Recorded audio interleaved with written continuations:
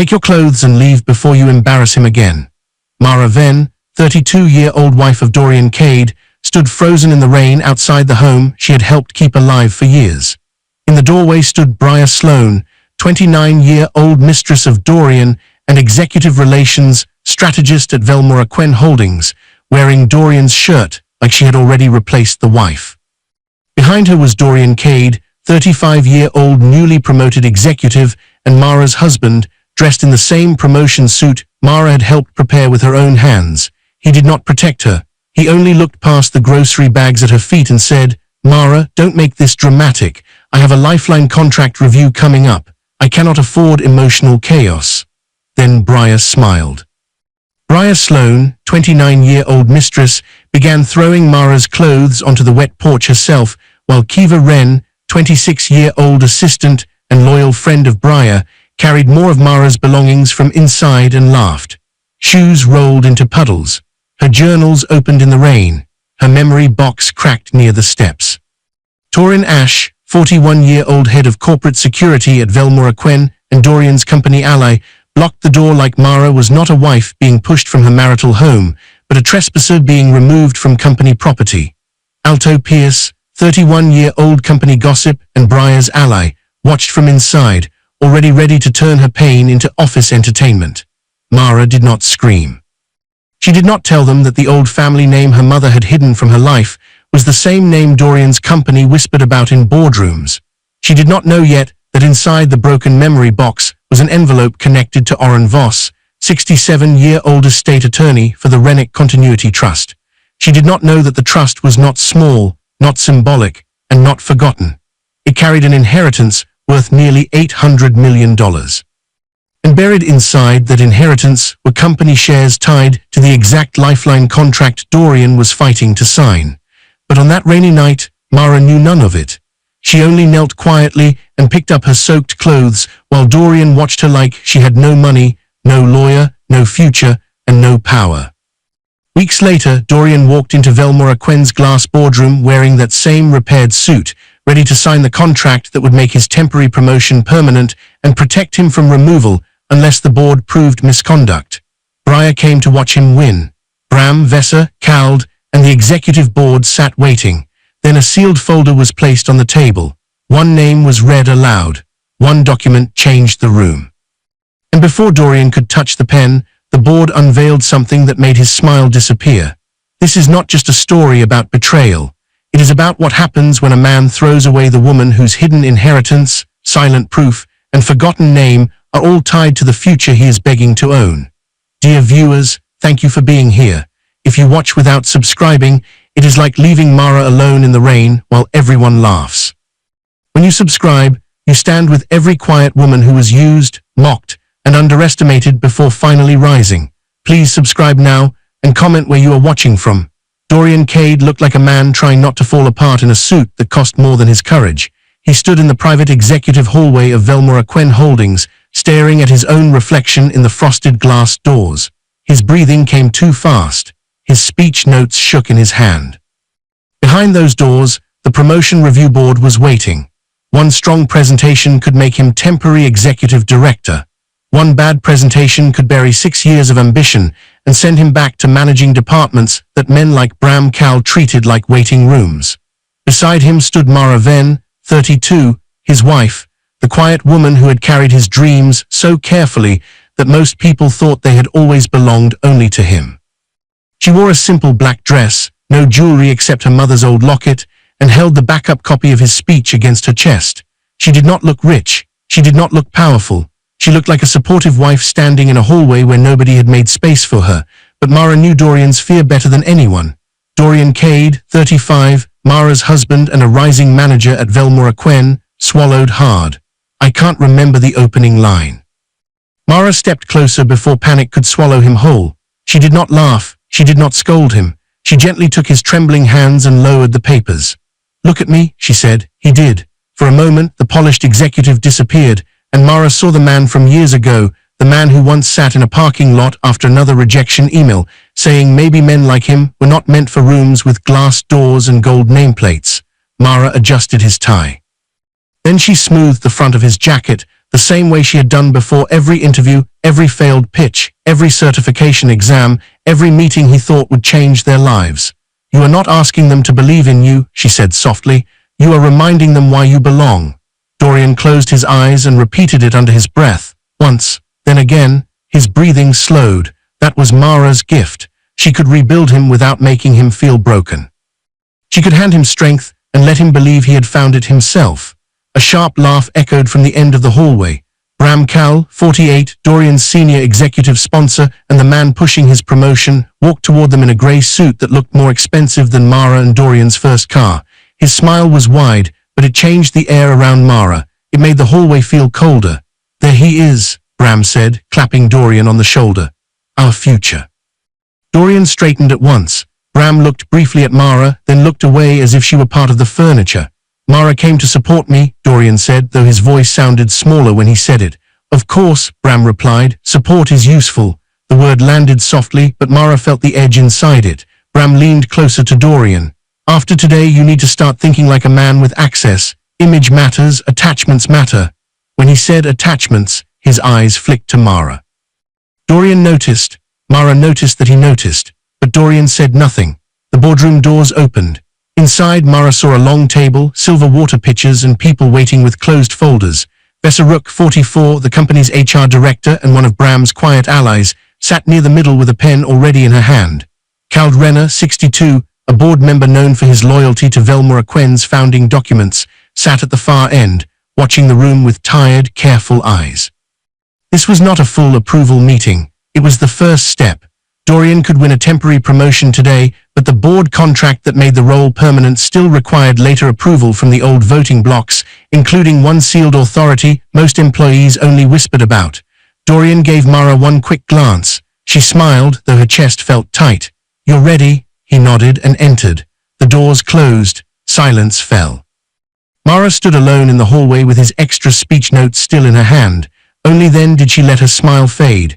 Across from her, a founder wall stretched between two marble columns. Old portraits hung in dark frames. Beneath the largest portrait was an engraved company seal, Rennick Velmora Founding Trust. Mara's fingers went cold. She stepped closer before she could stop herself. Under the seal was a name, Alden Rennick. A memory rose so fast it almost hurt. She was 8 years old again, sitting at a kitchen table with her mother, Leora Venn, 39 at the time, Mara's protective single mother, filling out school forms. Mara had asked why her middle name was not written anywhere. Her mother had taken the pen and crossed out the word Rennick so hard the paper almost tore. "Some names do not protect women," Leora had said. "They attract wolves." Back in the hallway, Mara touched the engraved name with 2 fingers. Then she quickly pulled her hand away. "Do you know the Rennicks?" Mara turned. Sierra Wilde, 27, a junior analyst at Velmora Quen and the employee assigned to organize executive review materials, stood a few steps away carrying folders. Mara's answer came too quickly. "No, I just recognized the name from old company history." Sierra studied her for a second, but did not push. "Most people here only know the name because of the sealed voting block." "The Rennick block still scares half the board." Mara forced a small laugh. "Sounds important." "It is," Sierra said. "Nobody gets a protected executive contract here without it." Before Mara could ask more, movement behind the frosted doors caught her eye. Inside the room, a woman in white placed a blue folder in front of Dorian. Her hand stayed near his longer than it needed to. Dorian looked up at her and smiled, not politely, warmly, in a way Mara had not seen in months. "That's Briar Sloan, 29, executive relations strategist at Velmora Quen and Bram's favorite social weapon," Sierra said quietly. "People say she gets close to whoever is about to rise." Mara did not answer. She only watched as Briar leaned near Dorian's chair, speaking too softly for anyone outside to hear. Another memory cut through Mara. Years earlier, she had stood inside a pawn shop, selling her late grandmother's bracelet to pay for Dorian's certification fee. When he asked how the bill had been handled, she told him, "The office made an adjustment." He never knew. She had let him keep his pride because she loved him more than she loved being thanked. Now he sat behind glass, smiling at another woman, while Mara stood outside holding the words that had saved him. At the elevator bank, an older man stepped out with a sealed leather folder tucked under one arm. Oren Voss, 67, estate attorney for the Rennick Continuity Trust, had been summoned to Velmora Quen that morning to deliver a sealed notice, about the pending transfer of an old shareholder authority. He was not there for Dorian. He was not there for Bram. He was there because the trust he had protected for decades was nearing activation, and the board had to be warned that the Rennick authority could no longer be treated like a sleeping signature. He slowed when he saw Mara. His eyes moved from her face to the locket at her throat. For one shaken second, his professional mask slipped. Very softly, almost like a prayer, he said, "Leora's daughter." Mara did not hear him. The boardroom doors opened again. Dorian walked out with Bram beside him. Bram announced, "Temporary Executive Director, pending final board contract approval." Mara's face lit up with real pride. "Dorian," he smiled, but not at her first. "I did it," he said, "not we." Mara stepped forward to hug him, but Dorian gave her only a quick side embrace. Executives were watching. Briar stood behind him with the blue folder pressed to her chest. A photographer appeared. "Promotion photo," he said. "Executive team only." Mara moved back, trying not to show the sting. Before she could find a place to stand, Briar stepped smoothly beside Dorian. Bram took the other side. Vesa joined them. Kald stayed seated, watching Mara instead of the camera. The flash went off. Mara was outside the frame. Near the elevators, Oren's hand tightened around the sealed leather folder. Mara did not know him. Dorian did not notice him. But something old inside the building had just recognized the woman everyone else had chosen not to see. Mara knew something was wrong the moment she saw her name card. It was not beside Dorian's seat. It was not even near him. Her gold name card sat near the far end of the long dinner table, between two department guests who were already laughing about company numbers she did not understand. Across the room, Dorian sat at the center beneath the glowing Velmora Quen logo, with Bram on one side and Briar on the other. The dinner was not private. It was an official Velmora Quen promotion dinner, arranged by executive relations to celebrate Dorian's temporary appointment before the final contract review. Spouses had been invited because the company liked to pretend it honored loyalty, but the seating chart made clear which kind of loyalty counted. Briar wore white, not soft white. Not simple white, a sharp, expensive white that made her look like she had dressed for a victory that belonged to someone else. She leaned close to Dorian, speaking into his ear while one hand rested near his chair, as if she had already claimed the space around him. Mara stood still in her dark green dress. She had altered it herself the night before, taking in the waist by hand and fixing the loose hem under a small lamp, while Dorian answered messages he said were from Bram. The dress was not designer, but it was clean, elegant, and made with care.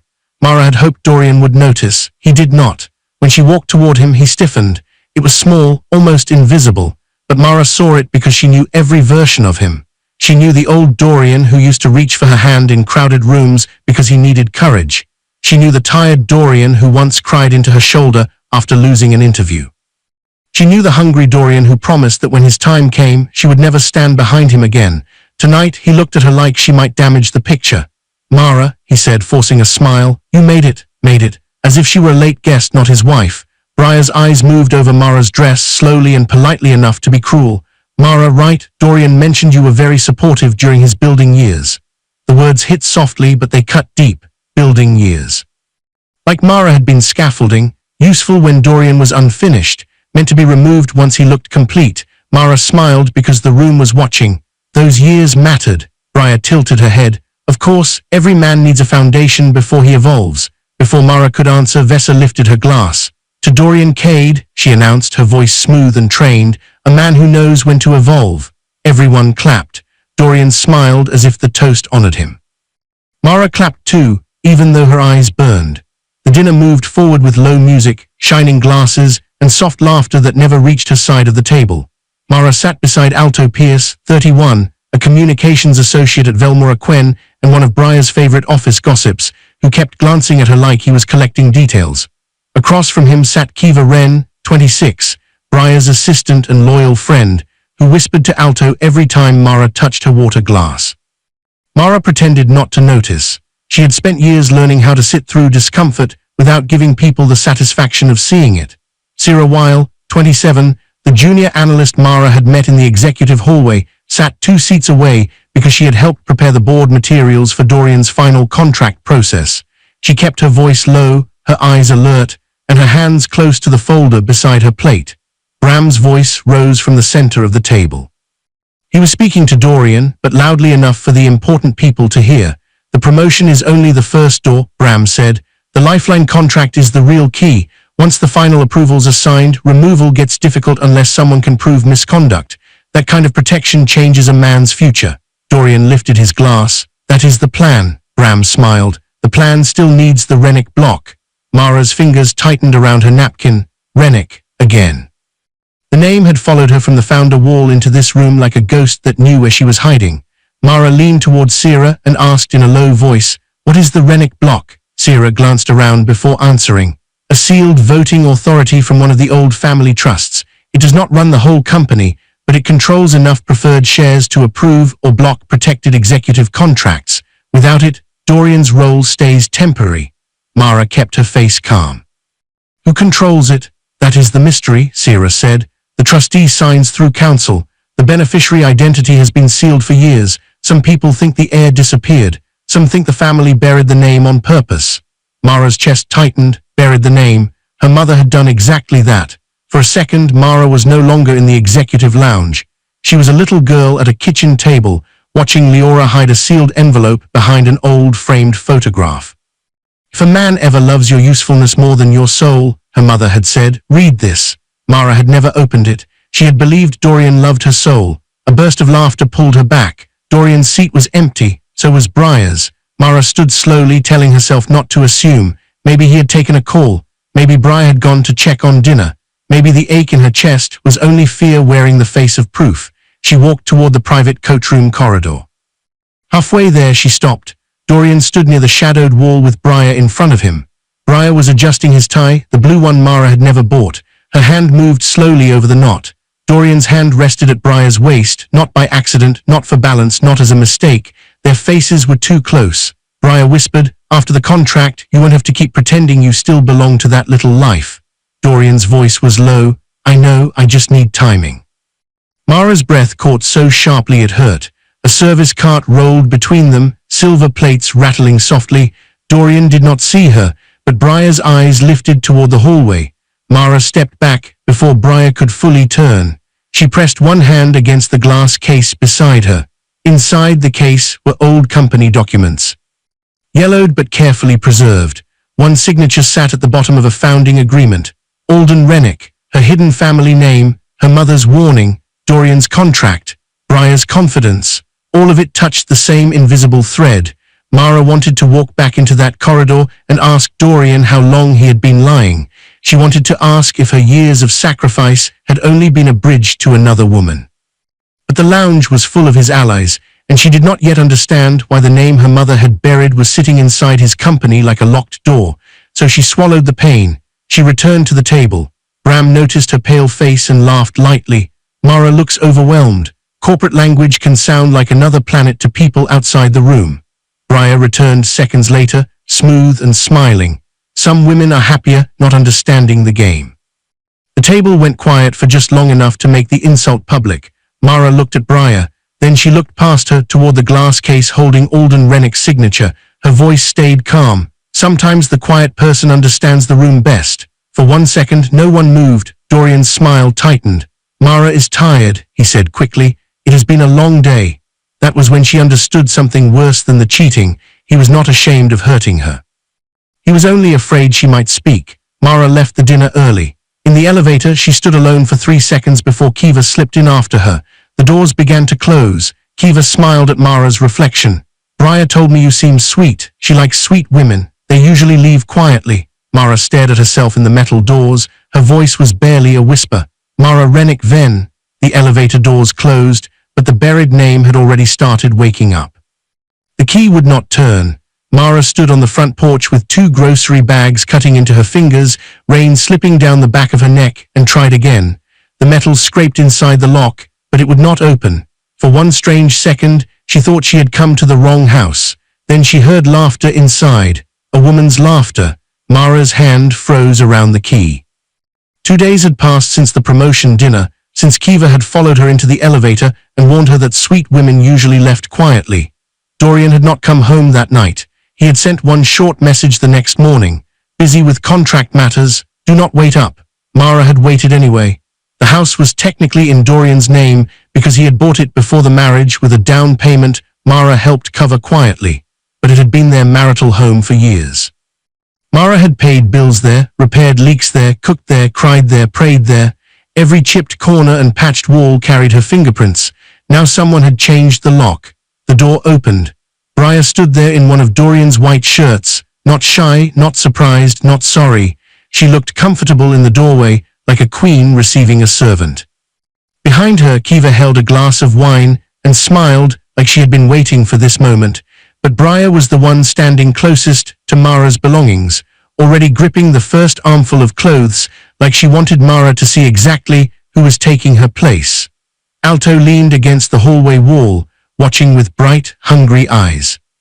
Near the door stood Torin Ash, 41, head of corporate security at Velmora Quen, and one of Dorian's useful company allies, his arms folded as if this were an official removal instead of a husband's betrayal. Then Mara saw Dorian behind them. He was wearing the dark promotion suit she had helped prepare, the same suit from the hallway, the same suit she had once pressed with her own hands while he practiced the speech that won him his new title. Mara lifted the key slightly. "Why is my key not working?" Dorian's face did not soften. "I needed a clean break." The grocery bag slipped from Mara's hands. One fell sideways and oranges rolled across the wet porch. "A clean break," she whispered. "From your wife?" Briar gave a small laugh. "From dead weight." Gave a small laugh. "From dead weight." Then Briar looked down at Mara's soaked grocery bags and smiled wider. "Take your clothes and leave before you embarrass him again." Mara looked at Dorian. She waited. One word from him could have stopped the cruelty. One sharp look, one simple sentence, "Do not speak to my wife like that." But Dorian said nothing. That silence did more damage than Briar's insult. Briar turned back into the hallway and came out with an armful of Mara's clothes. Kiva followed behind her carrying shoes, scarves, and Mara's old work bag like she was helping clear a hotel room instead of a woman's life. Briar did not place the clothes down. She threw them. A blouse Mara had worn to Dorian's first company dinner landed in a puddle. Her shoes rolled down the porch steps after Kiva kicked them forward. A sweater caught on the railing and hung there, heavy with rain. Then Briar threw Mara's notebooks, her folded scarves, her old work bag, and a box of handwritten journals that burst open when it hit the ground. Pages scattered across the wet walkway. Mara stepped forward, but Torin shifted his body, blocking the entrance. "Mr. Cade requested a peaceful transition," he said. Mara looked past him. "Peaceful?" Torin's badge clipped inside his jacket caught the porch light. He was off duty, but he had arrived in a company vehicle and signed himself into Velmora's security system as executive support. Mara did not know that yet. Sierra would learn it later. Oren would turn it into evidence. Then Briar came back holding Mara's small wooden memory box. Mara's breath caught. "No," Mara said, "not that." Briar smiled and shoved the box toward the porch. One wooden corner struck the step and split open with a sharp crack. Briar opened it anyway. Inside were pieces of a life Dorian had apparently decided no longer mattered. Old rent receipts Mara had paid when Dorian was unemployed. His first rejected business cards. A courthouse wedding photo. A folded note where Dorian had once written, "You are the only person who believed I could become more." Briar unfolded the note and read it with a smile. "This is adorable," she said. "He used to be so emotional." Dorian looked away. That hurt more than if he had laughed. Across the small shared driveway, a porch light clicked on. Nell Arbor, 64, Mara's neighbor, and a retired legal secretary who had always treated Mara like a daughter, stepped outside in a raincoat, her face tightening as she took in the clothes, the security man, and Mara standing soaked before her own door. Two other neighbors, Ravad June, 52, a quiet nurse who lived across the walk, and Milo June, 55, her husband and a delivery supervisor, opened their door and stopped under their porch roof, silent witnesses to the humiliation. Nell came forward fast. "You better be careful," she said, her voice sharp. "Changing locks on a spouse without a court order is not a clean break. It is evidence." Dorian snapped, "Stay out of this, Nell." Nell did not flinch. "I spent 30 years filing court motions for men who thought consequences were for other people." For the first time, Dorian's confidence cracked, only for a second. Then Briar touched his arm and his face hardened again. Mara turned to him. Rain ran down her cheeks, but she was not sure anymore what was rain and what was not. "Tell them to stop," she said. Dorian's jaw moved like he was chewing on the last piece of his conscience. For a moment she saw the old Dorian, the man who once stood in the rain after losing his first job, shaking with shame while Mara covered his head with her coat. Back then she had told him, being low today does not mean you are nothing. Now he watched her kneel in the rain and offered no coat, no hand, no mercy. Mara, don't make this dramatic, he said, tired and cold. I have a lifeline contract review coming up. I cannot afford emotional chaos. The words emptied her. He was not worried that she was broken. He was worried she might make him look bad. Did you ever love me? Mara asked. Or did you only love who I helped you become? Dorian looked away. Briar tossed the courthouse wedding photo onto the porch. The frame hit hard. Glass cracked across Dorian's smiling face in the picture. A car pulled up at the curb. Sierra stepped out with a sealed company binder pressed to her chest. She stopped when she saw Mara's clothes in the rain, Torin at the door, Kiva holding more belongings, Briar standing over the scattered clothes like she had thrown them there herself, and Dorian standing behind it all. Dorian stiffened. Sierra, this is private. Sierra looked at Torin, then at the scattered clothes. Not when company personnel are standing in a marital dispute. The lifeline contract binder trembled slightly in her hands. Bram had sent her to deliver updated review materials to Dorian because he wanted no delay before the final approval process. He had not expected her to walk into a scene that could become a board problem. Mara noticed the binder. Dorian noticed it too. The air changed. Dorian's private cruelty had just gained a company witness. Still, Mara did not speak the Runnock name. She did not tell Dorian what she had heard at the dinner. She did not warn him that the word attached to his precious contract had followed her since childhood. She simply knelt and began gathering her wet clothes. Dorian had watched his mistress throw his wife's clothes into the rain and still had not moved.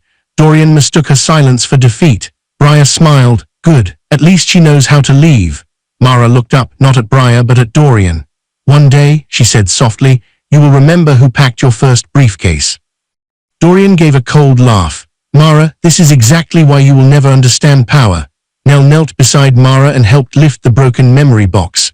As she did, Mara's mother's old photograph slid loose from the cracked bottom. Behind it, wrapped in a thin wax sleeve that had protected it from the rain, an envelope fell onto the wet porch. Mara picked it up. Across the front, in Ulpara's handwriting, were the words, for Mara, when a man mistakes you for nothing. Behind her, Briar laughed again, but Mara no longer heard her. Something inside the envelope felt hover than paper. Mara almost tore the envelope open with shaking hands. She was sitting on the edge of Nell's small guest bed, still wrapped in a blanket that smelled faintly of lavender soap, with rainwater dripping from her hair onto the wooden floor. Her clothes hung across chairs, over the door, and along the curtain rod like evidence from a life someone had tried to throw away. On the little table beside her, the cracked wedding photo lay face up. The broken glass had split Dorian's smiling face in two. Mara stared at the envelope in her lap. Her mother's handwriting looked soft, but the words felt like thunder. For Mara, when a man mistakes you for nothing. Nell stood near the doorway holding 2 cups of tea. She did not ask Mara if she was okay. She was wise enough to know that some questions were too small for the size of the pain. Instead, Nell placed the tea beside her and said gently, open it when your hands are ready. Mara looked at the old paper again. Her hands would never be ready, so she opened it anyway. Inside was a folded letter, a faded photograph, a business card, and a certified copy of her birth certificate. Mara touched the photograph first. It showed her as a baby in the arms of an older man with silver hair and a black suit. His face was serious, but his hand held her carefully, almost tenderly. On the back of the photograph, someone had written, Alden Runnock and Mara. Mara stopped breathing. Runnock, the name from the founder wall, the name from the dinner, the name tied to Dorian's lifeline contract. Then she unfolded the birth certificate. Her eyes moved across the page until she reached the full legal name, Mara Runnock Vun. For a moment, the room went silent in a way that felt unnatural, as if even the rain outside had leaned closer to listen. Nell sat beside her. Mara. Mara opened the letter. Her mother's words began gently, but every sentence carried the weight of a secret held too long. My dearest Mara, if you are reading this, then someone has cornered you badly enough for the truth to become safer than silence. Mara's lips parted. She kept reading. I hid the Runnock name from your daily life because old wealth does not only buy comfort, it buys attention from people who would marry your bloodline and call it love. A sound broke in Mara's throat, but she forced herself to continue. I wanted you to know who you were before anyone taught you that money made you valuable. I wanted you to be loved as Mara, not hunted as a Runnock.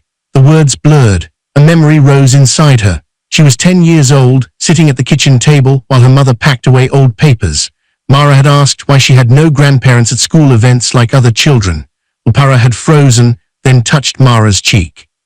Because I watched women disappear inside that family, her mother had whispered. I chose a smaller life so you could have a real one. Back then, Mara had not understood. Now, sitting in borrowed clothes after being thrown from her own home, she understood too much. The letter continued. If you are reading this after someone has used your gentleness against you, call Arun Vus. Do not call your husband first. Do not warn anyone connected to Volmara Kwan. And do not use the Runnock name publicly until Arun tells you it is safe. Mara picked up the business card. Arun Vus, estate attorney. The name meant nothing to her, but the building did. His office address was 2 blocks from Volmara Kwan, in the old financial district where companies placed the kinds of law firms ordinary people never entered. Nell saw the card and went still. I know that kind of attorney. Estate lawyers like him do not handle small things. Mara's fingers trembled as she dialed. The phone rang once, then a calm voice answered.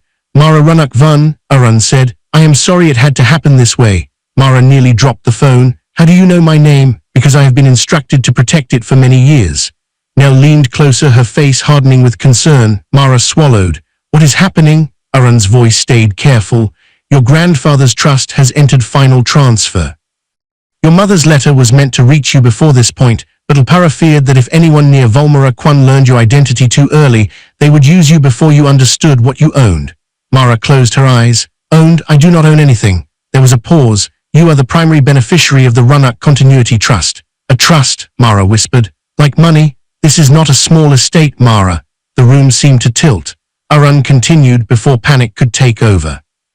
Listen carefully. Do not sign any divorce documents without counsel. Do not text threats to your husband. Do not confront him tonight. Preserve photographs of everything that happened in the rain. Ask Nell Arbor to write down exactly what she witnessed. Save the broken frame, the memory box, and every message from Dorian. If you can safely reach Sira Waller, keep her contact. Her statement may matter. Mara gripped the phone. Why would Sira matter? Because company personnel were present during a private marital humiliation. If corporate security was used to intimidate you, that turns cruelty into corporate exposure. Mara looked at her wet clothes hanging over Nell's chairs. For the first time, the shame began to change shape. It became evidence. Across town, Dorian stood inside the house with Briar, Bram, and Vassa. The floors were dry now. Mara's clothes were gone. Briar had lit a candle on the table where Mara used to place Dorian's dinner. Bram's face was red with anger. You used corporate security at your house, he snapped. Are you stupid? Dorian threw his hands up. Taran was there as a personal favor. Personal favors become board problems when witnesses see them, Bram said. Briar rolled her eyes. I threw her clothes out and she still left quietly. She is finished. Dorian gave a cold laugh. Mara will not fight. She does not have the stomach or the money. Vassa crossed her arms. If no one files a complaint, it becomes a domestic dispute nobody wants to touch. Bram looked at Dorian. Then make sure she does not file anything before the signing. Back in Nell's guest room, Arun's voice lowered. Alden Runnock was one of the original private backers of Volmara Kwan Holdings. His assets were placed in a sealed trust to keep them out of family politics. That trust includes investment holdings, real estate, and a voting block inside Volmara Kwan. Mara whispered. Dorian's company? Yes, Arun said, and the shares your husband is trying to secure may already be under your authority. Mara stared at the cracked wedding photo. The man who had called her powerless was chasing a door with her name hidden on it. Arun spoke again. Tomorrow morning, come to my office. Bring your birth certificate, the photograph, your mother's letter, and anything damaged from tonight. Why the damaged things? Because inheritance proves who you are, Arun said. Evidence proves what they did before they knew who you were. Mara looked from the photograph to the broken wedding frame. For the first time since the rain, her face did not twist with grief. It sharpened into focus. Outside, the rain softened. But somewhere inside Volmara Kwan, an old door had begun to unlock. Mara nearly turned back before she touched the office door. The name on the brass plate seemed too heavy for her life. Arun Vus, estate attorney. She stood in the hallway wearing Nell's borrowed coat, borrowed shoes, and a simple grey dress that still smelled faintly of lavender detergent. Her hair was tied back with no style. Her eyes were swollen from a night without sleep. She looked like a woman who had been thrown out in the rain, not a woman connected to any kind of fortune. For a moment, shame rose in her throat. Then she remembered Dorian's voice. Mara will never understand power. Her hand tightened around the faded photograph of Alden Rennick holding her as a baby. She opened the door. Oren was already standing. He did not look surprised by her tired face. He did not look at her borrowed clothes with pity. He did not greet her like a desperate, abandoned wife. He bowed his head slightly and said, "Ms. Rennick Venn." Mara flinched. The name still felt dangerous, like something her mother had hidden in the walls and warned her never to touch. Nell stood beside her, firm and silent, carrying the broken wedding photo wrapped in a towel. Oren saw it, then saw the rain-stained memory box in Mara's hands. "Good," he said quietly. "You brought the evidence." Evidence, not shame. The word changed the room. Oren led them into a private conference room with dark wood shelves and old legal books lined behind glass. On the table sat several sealed folders. The largest one was marked, Rennick Continuity Trust. Mara sat down slowly. Oren placed her birth certificate, the old photograph, and her mother's letter in a neat row. He checked each document with careful hands, as if he were not just confirming paper, but unlocking a life that had been kept sealed for years. Then he opened the first folder. "Your grandfather, Alden Rennick, created this trust to protect you from family pressure, corporate influence, and predatory marriages," Oren said. "Your mother did not steal your inheritance from you. She delayed your access to it until the trust reached transfer conditions." Mara's lips parted. "Transfer conditions?" Oren nodded. "Age, identity verification, and a safety clause. If you were married before disclosure, the trustee had to determine whether your spouse knew of the assets before gaining access. Leora insisted on that protection." Mara looked down at the letter. Her mother had not kept her small. She had kept her hidden from hunters. Oren opened the next document. "The trust includes liquid assets, commercial real estate, investment portfolios, private equity interests, and a decisive preferred share voting block in Velmora Quen Holdings." Mara stared at him. He turned a page. "The current estimated value is approximately $800 million. The room went silent. Nell's hand flew to her mouth. Mara did not move. She could hear the faint ticking of a clock somewhere on the wall. She could hear traffic below the office window. She could hear her own heart beating too fast. "No," she whispered. "People with that kind of money do not sleep in borrowed rooms." Oren's face softened. "People with that kind of money often do, when someone spent a lifetime protecting them from being valued only for it." Mara looked down at her mother's letter. For the first time, the smaller life Leora had chosen for her did not feel like denial. It felt like love. A memory came back, soft and painful. Leora was lying in a hospital bed, her hand thin around Mara's fingers. Her voice had been weak but clear. "Promise me," Leora had said, "you will marry a man who loves your quiet days, not just your useful ones." Mara had promised. Now she understood why her mother had asked. Dorian had loved her usefulness. He had loved the woman who packed his briefcase, paid hidden bills, edited his proposals, and stood behind him when his confidence failed. But when her usefulness looked smaller than his ambition, he had thrown her out. Mara blinked hard and looked back at Oren. "What happens now?" "Now," Oren said, "we do not rush." He opened a second folder. "Inheritance is not revenge. Power used carelessly can destroy the person holding it, so we prepare." He laid out the plan clearly. First, he would complete her identity verification and trust activation. Second, he would notify the board privately that the Rennick Voting Authority had entered beneficiary transfer. Third, he would freeze any unauthorized attempt to influence the Rennick block. Fourth, he would preserve all evidence of Dorian's misconduct. Fifth, he would begin divorce protection filings so Dorian could not pressure her into signing anything.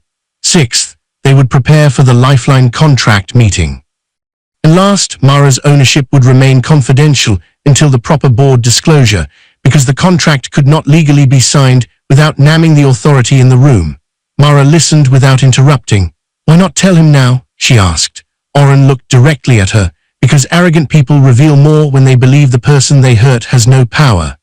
Across town, Dorian sat at the dining table Mara used to polish every weekend. Briar leaned against his chair while Bram flipped through preliminary contract pages. Dorian signed one preparation acknowledgement with a sharp movement. "Once the Rennick block clears, I am permanent." Briar smiled. "And Mara?" Dorian laughed under his breath. Mara could not afford an attorney if one fell into her lap. Back in Oren's office, Mara sat across from one of the most powerful estate attorneys in Velmora Quen's history. A quiet knock came at the door. Sierra stepped in, nervous and pale. "I am sorry," she said to Mara before anyone else spoke, "for what I saw, for not stopping it." Mara stood. "You were alone against all of them." Sierra swallowed. "Torin being there was wrong. Bram sent me to Dorian's house with the binder for the lifeline contract. I saw Briar standing over Mara's clothes in the rain. I saw Kiva carrying more belongings behind her. I saw Torin blocking the door. I saw Dorian letting it happen. I saw enough." Oren asked, "Are you willing to make a written statement?" Fear crossed Sierra's face. "If they find out, I could lose my job." Mara's voice stayed gentle. "I will not force you." That kindness did what pressure could not. Sierra nodded slowly. "No, I want it written." Oren passed her a legal pad. A few minutes later, Kald Renner entered the conference room. His face was serious, but when he saw Mara, there was something like respect in his eyes. "I knew Alden," Kald said. "He trusted very few people. If his trust chose you, this company will have to listen." He sat across from Mara and explained what Dorian did not know. Dorian's promotion was temporary. The lifeline contract would make it permanent. It would give him equity incentives, restructuring influence, and protection from removal without cause. But that protection depended on clean approval from the required voting authorities, and the board already had concerns about his arrogance, his sponsors' pressure, and financial numbers that looked too polished. "The Rennick block's approval is required," Kald said. "Without it, Dorian Cade has no lifeline."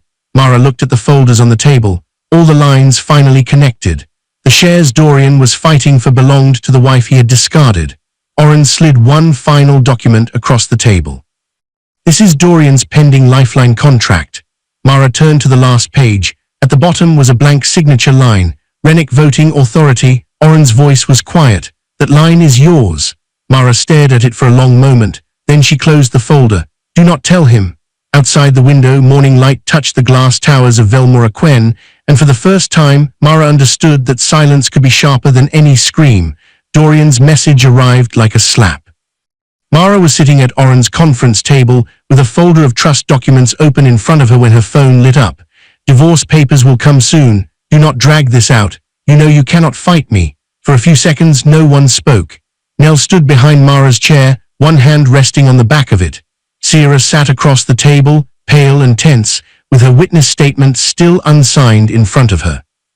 Oren watched Mara carefully, not as if she might break, but as if he needed to know which version of her would answer. Mara read the message twice. Then she placed the phone face down on the table. Oren asked, "Do you want me to respond?" Mara looked at the folders in front of her. The Rennick Trust, the house records, the lifeline contract, the company ethics policies, the photos of her clothes in the rain. Her voice was quiet. "No, let him hear silence." Oren gave one small nod. That was the first rule of her new life. Not every insult deserved her voice. Across town, Dorian stared at his phone inside his executive office at Velmora-Quen, waiting for the reaction he expected. He wanted a flood of begging messages. He wanted anger. He wanted proof that Mara was still small enough to chase him. Nothing came. Briar stood near his desk, holding a fabric sample against the wall. She had already started imagining how his office should look after the contract became permanent. "She answered?" she asked. Dorian locked his phone. "No," Briar smiled. "She is probably crying into a thrift store pillow." Kiva laughed from the sofa, where she was scrolling through office messages. "People are already saying she had a breakdown at the house." Alto leaned in the doorway with his tablet. "I may have helped that version travel." Dorian did not correct them. That was the second betrayal after the rain. He let them turn Mara's pain into gossip. But while they laughed, Mara was not falling apart the way they imagined. She still looked simple. She still wore Nell's borrowed coat. She still helped wash dishes in Nell's kitchen every evening. She still folded the guest room blanket every morning because grief had not stolen her manners. But during the day, she sat beside Arun and learned the shape of power. The strongest revenge, Arun told her, was not anger. It was documentation. So Mara documented everything. She saved the photos Nell had taken of the wet clothes on the porch. She placed the cracked wedding frame in a labeled evidence bag. She printed Dorian's texts telling her not to make trouble. She preserved the memory box, the soaked journals, and the old note where Dorian once called her the only person who believed in him. Nell wrote a careful statement describing the night in the rain. She included Taran's presence, Briar throwing Mara's clothes, Kiva carrying belongings and laughing, Alto watching, and Dorian's refusal to stop it. Sierra signed her statement with a shaking hand. "I keep thinking they will know it was me," she said. Mara looked at her gently. You do not have to do this. Sarah shook her head. Yes, I do, because what happened to you was not just cruel. Briar wanted you humiliated, and Dorian let her use that doorway like a stage. Then Sarah opened her work bag and removed a thin folder. Arun's eyes sharpened. Inside were internal policy documents and printed notes. Sarah had not stolen confidential records. She had brought copies of policies, calendar entries, and access logs she was authorized to see while preparing Dorian's contract materials. That difference mattered. Arun made her explain the source of every page before he accepted it. The first document showed that Taran had no authority to appear at Dorian's home as corporate security. He had lugged the time as an executive support detail, which made it company business even if Dorian called it personal. The second document showed that Vassar had buried an earlier complaint about Briar using executive access to pressure junior staff. The third showed Bram had pushed Dorian's lifeline contract forward even after finance questioned his performance numbers. Sarah hesitated before handing over the last page. This one is worse, she said. Dorian's division looked profitable because losses were moved into a side account before the board review. Arun read the page slowly. Mara watched his face. This is no longer only about adultery, he said. This is misconduct. Mara closed her eyes. She had not wanted Dorian destroyed when she married him. She had wanted him healed. She had wanted him seen. She had wanted him to become the man he kept promising he could be. That night back in Nell's guest room, she opened the wooden memory box. The old note was still folded inside. You believed in me before I had proof. Her fingers trembled over the words. For one painful moment, she almost remembered him kindly. She remembered Dorian before the suits, before Bram, before Briar. Dorian eating cheap noodles with her on the floor. Dorian laughing when the lights went out because they had forgotten to pay the bill. Dorian holding her hand in a laundromat while she proofread his proposal on her phone. Then she remembered him standing dry in the doorway while her clothes hit the rain. Her breath broke. Nell sat beside her without asking permission. You can mourn the man you loved, Nell said softly, without rescuing the man he became. Mara pressed the note to her chest and cried without making a sound. Over the next 3 weeks, grief did not disappear, but it stopped controlling the room. Mara returned to Arun's office almost every morning. Her eyes were sometimes red, but her voice grew steadier each time. What do we do next? Arun slid another set of papers toward her. We wait for the board process to finish. We keep your ownership confidential. We let Dorian believe the room is still his. At Volmara Kwan, Briar's confidence grew louder. She chose suits for Dorian. She sent Kiva to arrange flowers for his office. She told Vassar that once the lifeline contract was signed, she expected a formal executive relations title with real authority. Vassar did not promise, but she did not refuse. Alto continued spreading the story that Mara had been unstable, emotional, and too simple for Dorian's new life.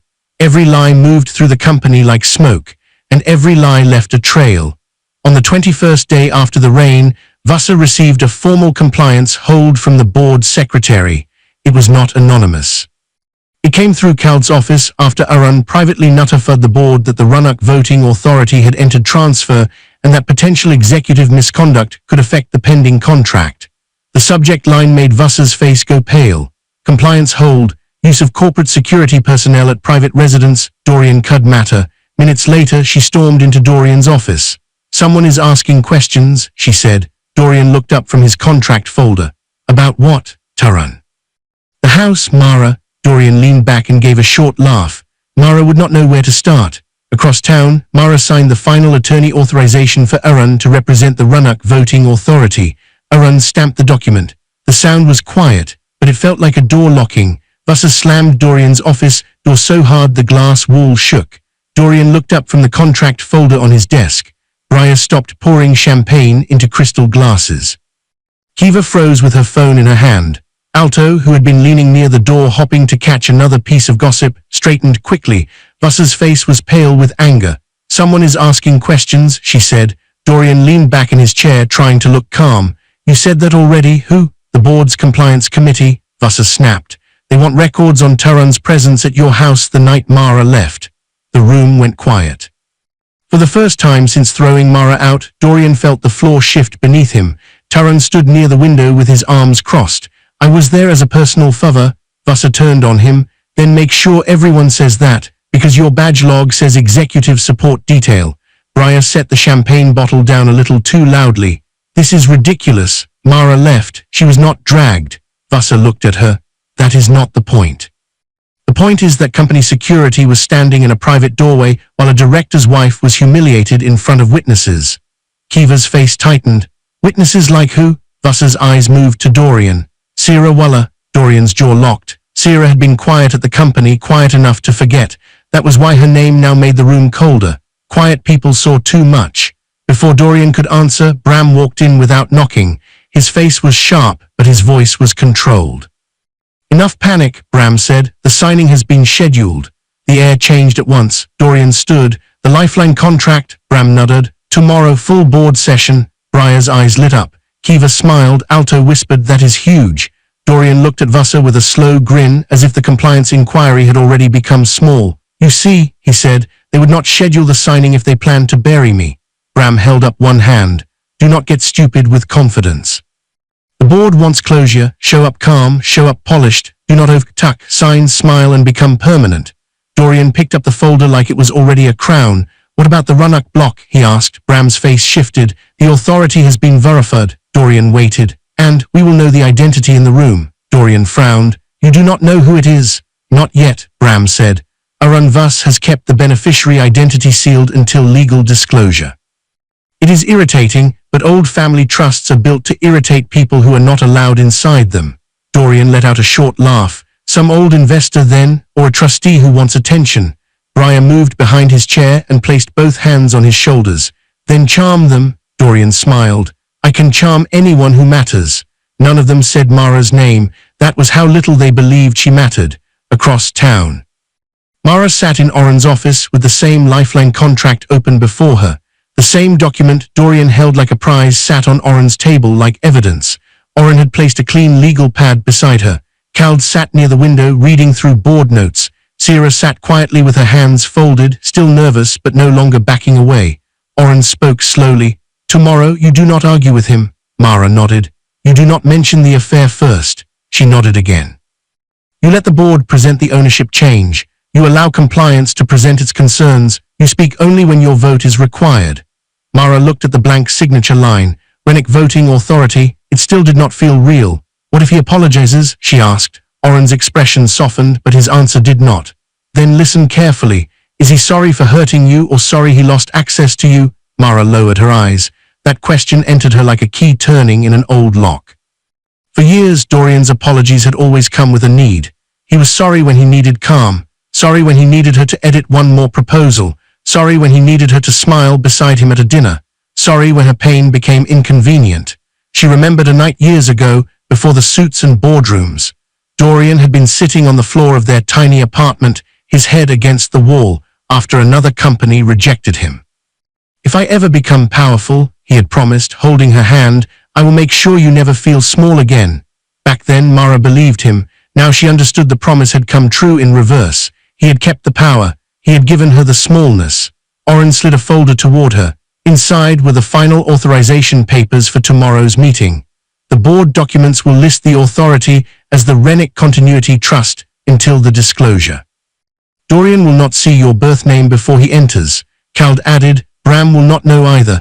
Oren kept the beneficiary identity sealed properly. The reveal will happen only because the contract cannot be signed without naming the voting authority. Mara looked up. So it is legal, it is required, Oren said. That is what makes it stronger.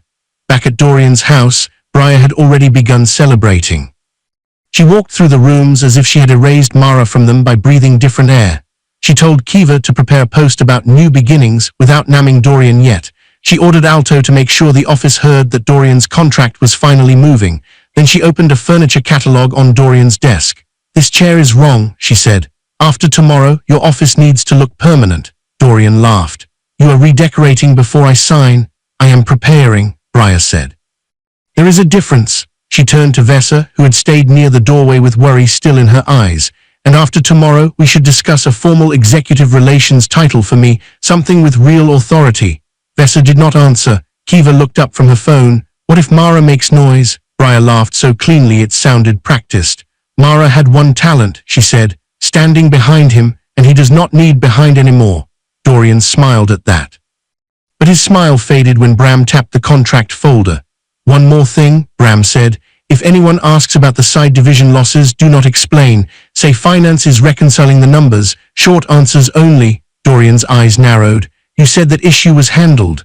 "I said it was buried long enough to get you here," Bram replied. "Do not dig it up with your mouth." For the first time, even Briar stopped smiling. That night, Dorian stood before his closet choosing what to wear to the signing. Briar reached past the newer suits and pulled out the dark one from his promotion day. "Wear this," she said. "It makes you look like you earned everything." Dorian ran his hand over the sleeve. "Mara liked this one." Briar's expression cooled. "Then it is time the suit learned better memories." Dorian smiled and took it from her. Neither of them noticed the tiny careful stitch on the cuff, made by Mara's hand before the first review, when she still believed love and loyalty would be enough. By tomorrow, that stitch would be inches from the unsigned line that could end him. Dorian walked into the boardroom like the room already belonged to him. The glass doors opened, and every head turned. He wore the dark promotion suit from the first review, the one with the tiny stitch on the cuff that Mara had sewn by hand before he became ashamed of needing her. His shoes were polished. His smile was calm. His contract folder was tucked under one arm like a trophy waiting for his name. Behind him came Briar, dressed in white again, even though no one had invited her to sit at the table. She did not care. She wanted to witness the moment Dorian became permanent. She wanted to see the board hand him power, and she wanted everyone to understand that she was the woman standing beside him now.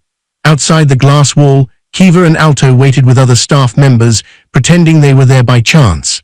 Kiva held her phone close to her chest. Alto kept glancing through the glass, hungry for the first piece of gossip he could spread.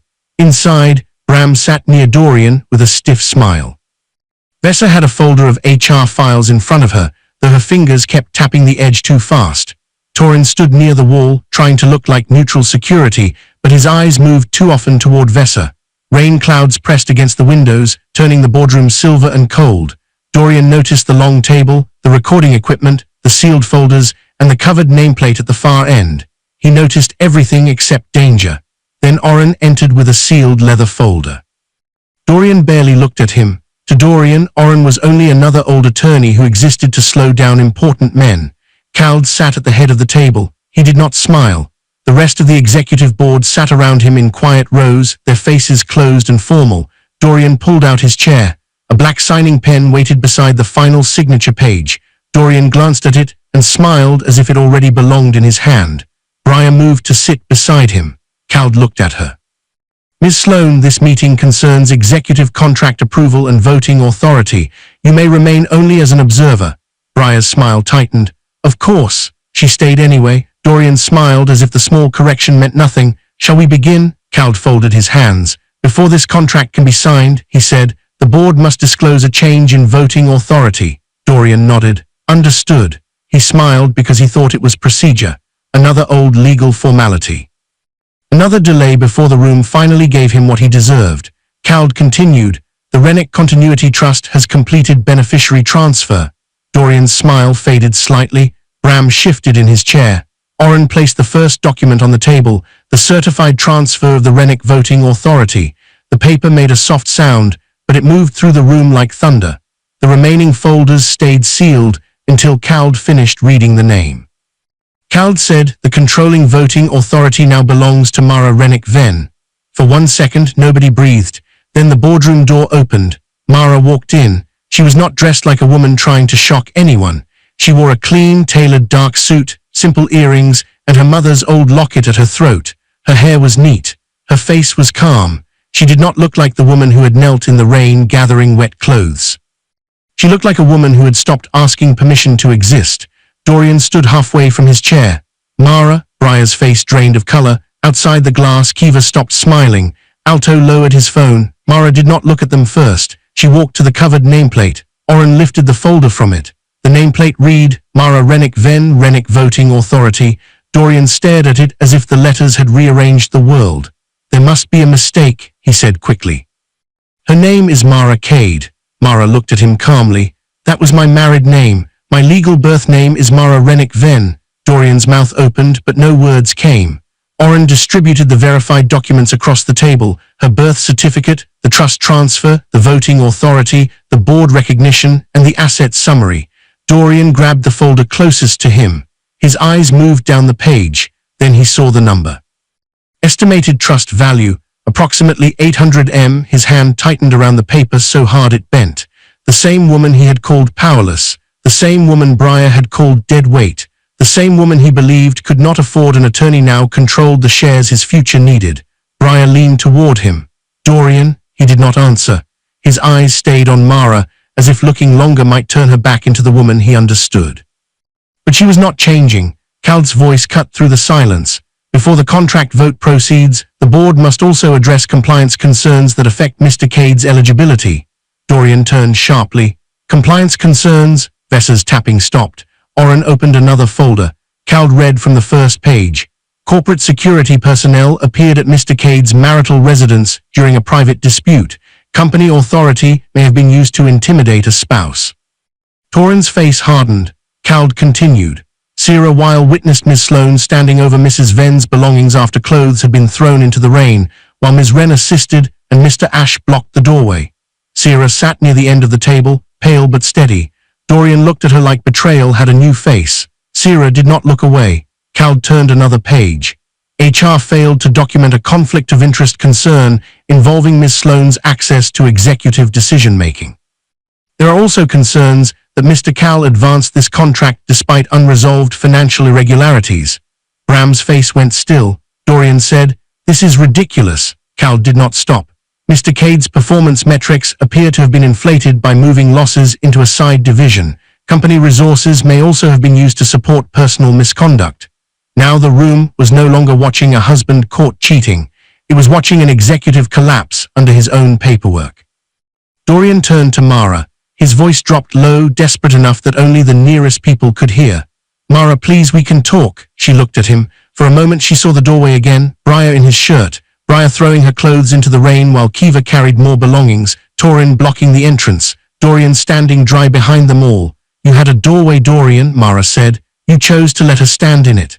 Briar snapped. "This is personal revenge." Mara turned to her, still calm. "No," she said, "this is governance." The words were quiet, but they struck harder than shouting. Cald looked down at the final page of the contract. "Ms. Rennick-Venn, the board now requires your formal vote. Does the Rennick Voting Authority approve Dorian Cade's lifeline contract?" Dorian stared at Mara. Briar gripped the back of his chair. The rain outside thinned, and a pale line of sunlight touched the unsigned page. Mara looked at the blank signature line.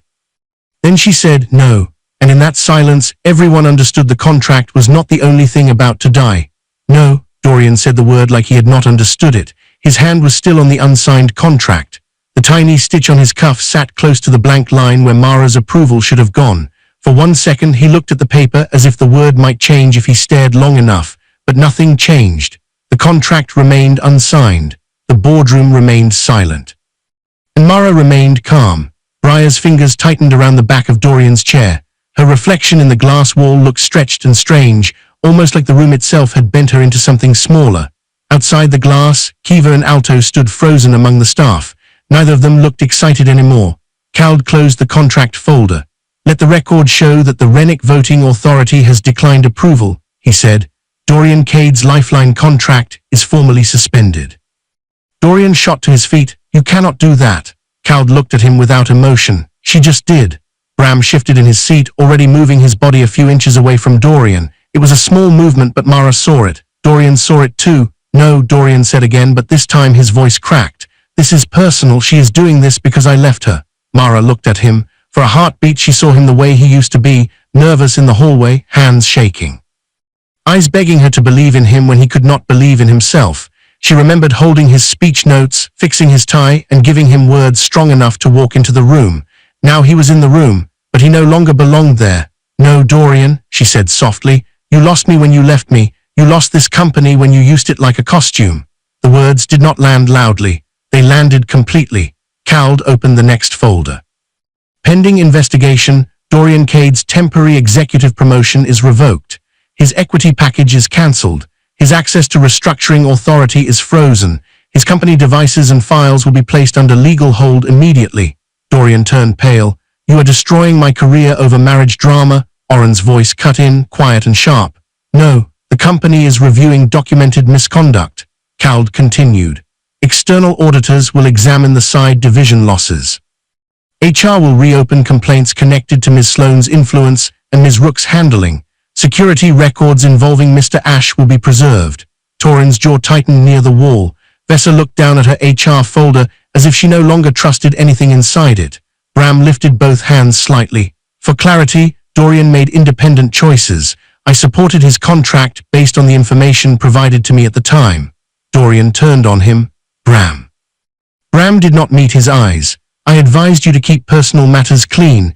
That was the sound of Dorian's first ally stepping away before the wreckage touched him. Briar moved toward the door. Cald looked up. Ms. Sloane, remain where you are. She stopped. Her face hardened. I'm not part of this vote. No, Cald said, but your access credentials are suspended pending review. Briar gave a small, shocked laugh. For what? I did nothing company-related. Sierra, who had been quiet near the end of the table, finally spoke. You instructed staff to alter executive guest lists, she said, her voice shaking but clear. You used company assistants for personal errands. You pressured people to treat Mara like an outsider at official events, and you stood at that doorway while Mara's clothes were thrown into the rain, with corporate security blocking her from entering her own marital home. Briar's eyes flashed. You little, that is enough, Cald said. Kiva outside the glass took a step back, her phone lowered to her side. Oren turned his head slightly toward the glass wall. Any internal messages, recordings, or gossip distributed about this matter will be included in the review. Alto's face changed. For the first time, he looked afraid of the stories he had helped spread. The room did not explode. No one shouted over one another. No one threw a glass. No one chased anyone. That was what made it worse for Dorian. The truth moved calmly. It moved through folders, signatures, records, witness statements, device logs, and board orders. It did not need anger to be dangerous. Mara sat still while the board listed the consequences. Independent financial audit, HR review, security review, suspension of Briar's access, review of Bram's sponsorship decisions, preservation of communications involving Kiva and Alto. Every person who had stood near Mara in the rain was now tied to the same thread they had thought was harmless. Dorian lowered himself slowly into his chair. His face had lost its polish. The charm was gone. The executive mask had cracked, and beneath it was the same frightened man Mara had once loved. But now his fear did not call her forward. It did not make her want to save him. That part of her was tired. That part of her had been left outside in the rain. Cald looked at Mara. Ms. Rennick, then, the board will proceed with the investigation and prepare revised governance measures under your voting authority. Mara nodded once. Proceed. Briar stared at her like she wanted to say something cruel, but there was no safe place left to put her cruelty. Dorian stood again as Mara rose from her seat. Mara, he said. She did not stop. He followed her out of the boardroom into the hallway. His steps were quick now, desperate instead of proud. Behind him, the glass door began to close on Bram, Briar, Vessa, and the board that no longer looked at him like a future. Mara, wait, Dorian said. We built this together. She stopped. For one painful second, the old wound opened. She remembered the laundromat, the rejection letters, the cheap noodles on the floor, the night he promised that if he ever became powerful, he would never let her feel small again. Then she turned. No, Dorian, she said. I built you, you built this.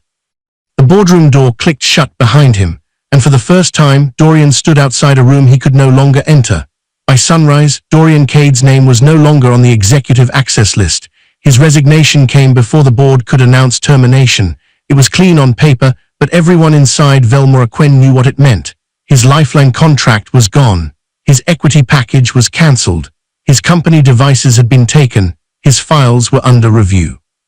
The man who had walked into the boardroom expecting a crown had left with a cardboard box and security watching from the elevator. The news moved fast, not because Mara spread it, because people like Alto had trained the office to live on whispers, and now the whispers had turned against the people who fed them. Briar lost her access first. Her badge stopped working before lunch.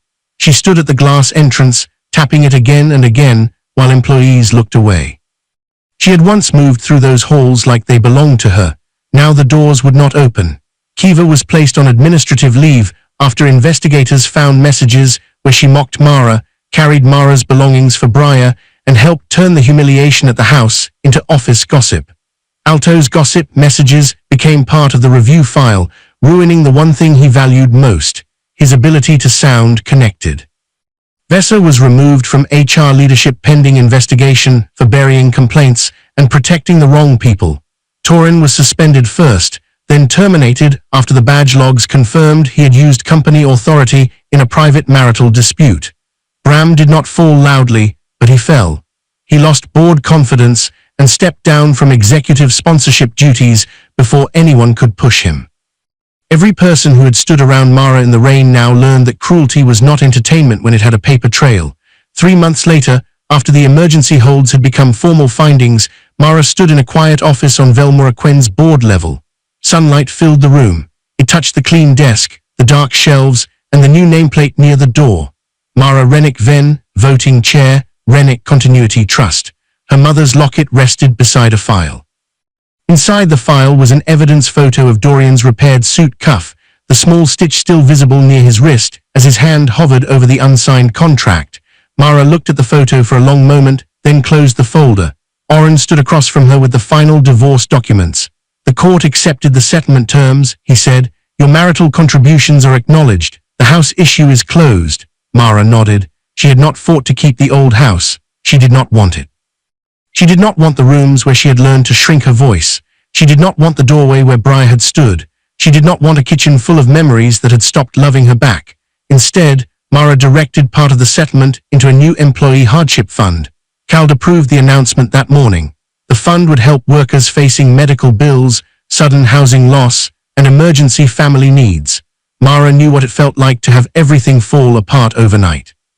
She also knew power meant nothing if it only protected the person holding it. Sierra came to the office after the announcement. She looked nervous until Mara smiled. I heard about the new role, Mara said. Sierra lowered her eyes. Ethics analysis. I still cannot believe they offered it to me. You earned it, Sierra swallowed. I was scared that night. Mara stepped closer. Courage is not the absence of fear. It is refusing to let fear make you useful to cruel people. Sierra's eyes filled, but she smiled.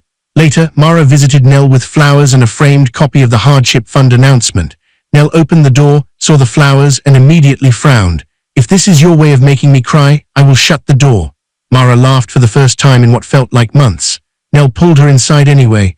They sat at the small kitchen table where Mara had once opened her mother's letter with shaking hands. The room looked the same, but Mara did not. She was still quiet, still gentle, but the silence around her no longer looked like fear. Nell studied her coat and raised one eyebrow. So are you finally going to buy a better one? Mara smiled. Maybe, but not because I need anyone to notice. Nell reached across the table and squeezed her hand. That evening Mara returned to Velmoraquen alone. Dorian was waiting outside the lobby. For a moment she barely recognized him. There was no Briar beside him, no Bram behind him. No polished smile, no expensive confidence. His suit was wrinkled, his hair unsteady, and his eyes carried the panic he used to bring only to Mara. Mara, he said. She stopped, but she did not move closer. He held his phone like he had been reading the messages he sent her and finally realizing how small they sounded. I was under pressure, he said. Briar manipulated me. We can still fix this. Mara said nothing. He swallowed. You never told me who you were. That was the message she had read before deleting all the others. And now, hearing it from his mouth, she understood he still had not learned. If I had known, he began. Mara stopped him. If you had known, you would have treated me better for the wrong reason. Dorian's mouth closed. The truth stood between them without needing to shout. Mara looked at the man she had once loved, the man she had once carried through fear, hunger, rejection, and shame. She did not hate him in that moment. Hate would have meant he still owned space inside her. What she felt was quieter than hate and stronger than anger. She felt free. Dorian stepped closer. Mara, please. She looked at him one last time. You stood there while your mistress threw my clothes outside, Mara said. That was the moment I stopped wondering what kind of man you had become. You threw my clothes into the rain, she said, but you did not throw away my name. You only gave it back to me. Then she walked past him. The lobby doors opened for her. This time no one blocked the entrance. Inside, employees looked up as Mara entered. Some looked embarrassed, some looked curious, some looked ashamed, but Mara did not need their apology to keep walking. At the elevator, she paused beside the founder wall. Alden Rennick's portrait still hung in its dark frame. Beneath it, the old seal still read, Rennick Velmora Founding Trust. Mara touched her mother's locket. For years, Leora had hidden the name to protect her daughter from wolves. Now Mara understood the final lesson. A hidden name was not a small name. A quiet woman was not a weak woman. And a man who mistakes loyalty for powerlessness may one day find himself begging at a door he can no longer enter. Dear viewers, if Mara's story touched you, please subscribe, like, and comment where you are watching from. Your support helps more stories of quiet strength, betrayal, and justice reach the people who need them.